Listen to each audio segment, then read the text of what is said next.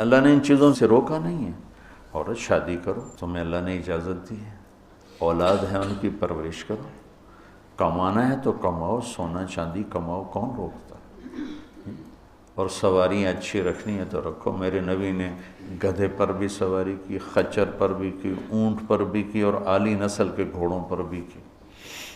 تو آپ نے امت کے تمام طبقات کے لیے راستہ دکھا دیا.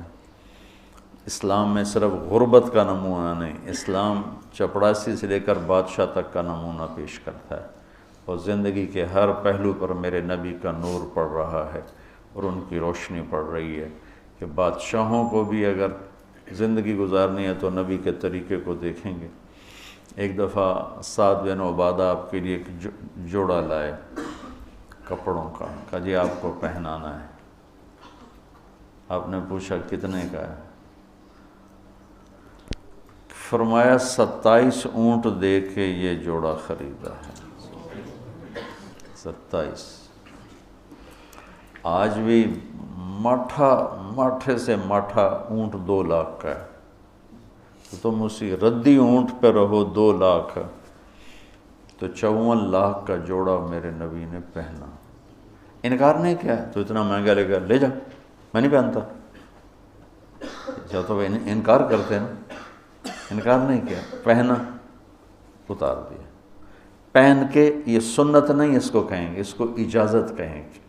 آپ نے اجازت دی کہ آپ کو پتہ ہے میری امت میں بادشاہ بھی آئیں گے، میری امت میں مالدار بھی آئیں گے، صنعت کار بھی آئیں گے، دولت مند بھی آئیں گے، میں نے سب کو نمونہ دینا ہے. تو آپ پابند لگے کپڑے ہی ساری زندگی پہنتے تو مالداروں کے لیے کہاں سے راستہ ملتا؟ پھر تو صرف غریبوں کے لیے آپ نمونہ تھے، مالداروں کے لیے تو نہیں تھے. آپ اگر ساری زندگی گدھے پر ہی سوار کرتے تو لینڈ کروزر والے کو نمونہ کہاں سے ملتا؟ پراڈو والے کو نمونہ کہاں سے ملتا؟ مرسڈیز والے کو نمونہ کہاں سے ملتا؟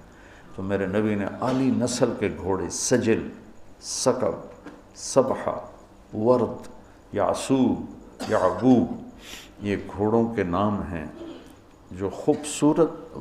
آپ کا ایک گھوڑا تھا ورد گلاب کے پھول کو کہتے ہیں، کہ جیسے گلاب کا پھول سارے پھولوں میں نمایاں نظر آتا ہے، ایسے ہی وہ گھوڑا سارے گھوڑوں میں نمایاں نظر آتا تھا.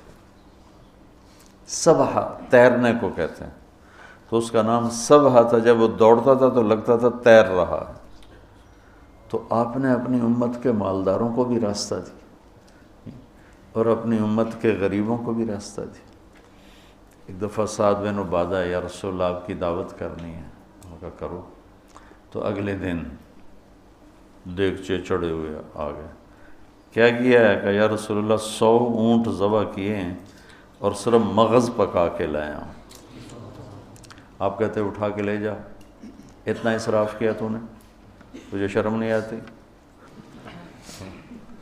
اتنا اسراف کیا ہے، اس سے مسجد بن جاتی. اتنا اسراف کیا ہے، اس سے غریب کی شادی ہو جاتی. اتنا اسراف کیا ہے، اس سے فلاں کا علاج ہو جاتا. تو آپ کہتے لے جا، میں نہیں کھاتا. اور کوئی نہیں کھائے گا، تو نے اتنا اسراف. یا رسول اللہ 100 اونٹ ذبح کر کے صرف مغز نکال کے پکایا ہے، آپ کو کھلانا تھا. میرے نبی کو تو 1 اونٹ کا مغز ہی کافی تھا، 100 کیوں ہے؟ اور آپ کہہ رہے ہیں ٹھیک ہے. لیکن مالداروں کو اجازت دے دی بڑی دعوت کرنے کی، بڑا ولیمہ کرنے کی، بڑی ضیافت کرنے کی.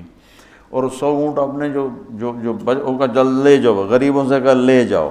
100 اونٹ تقسیم کر دیے اور صرف اس کا مغز نکال کے آ کے اللہ کے نبی کو کھلائے. تو میرے نبی پاک صلی اللہ علیہ وسلم پہ قربان جاؤں. اب زندگی کے ہر خوبصورت پہلو پر آپ نور نبوت چمک رہا ہے، آفتاب نبوت چمک رہا ہے.